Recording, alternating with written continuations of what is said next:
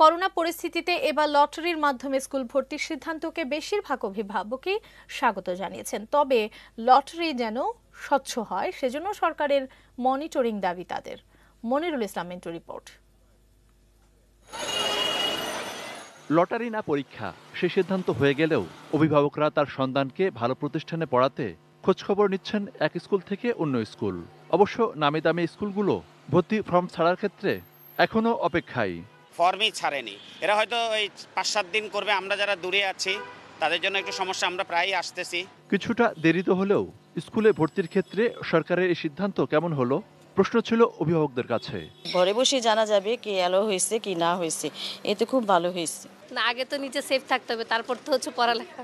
যে real student, যার base আছে, যে আসলে মানে কি বলে শক্তিশালী, ভিতরটা যার অনেক আগে নির্মিত হয়েছে বাল্যকাল থেকে, সে কিন্তু এই লটারিতে চান্স না পেলে তার কিছু আসে যায়।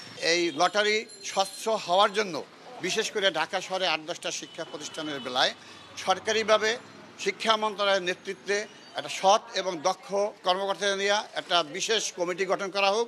করোনা পরিস্থিতির মধ্যেও অনেক অভিভাবক তার সন্তানদের ভালো প্রতিষ্ঠানে ভর্তির জন্য বছরব্যাপী প্রস্তুতি রেখেছিলেন।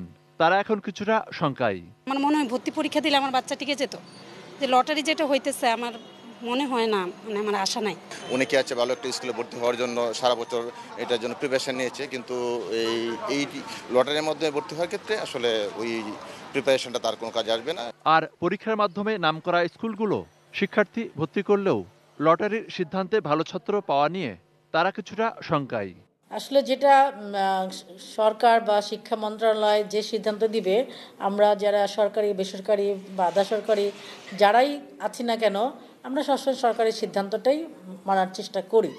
৭ ডিসেম্বরের মধ্যে ভর্তির ব্যাপারে বিস্তারিত নির্দেশনা জারি করবে শিক্ষা মন্ত্রণালয়। আর লটারি কার্যক্রম শেষ হবে ১০ থেকে ১৫ জানুয়ারির মধ্যে। মনিরুল ইসলাম মিন্টু, 18 নিউজ, ঢাকা।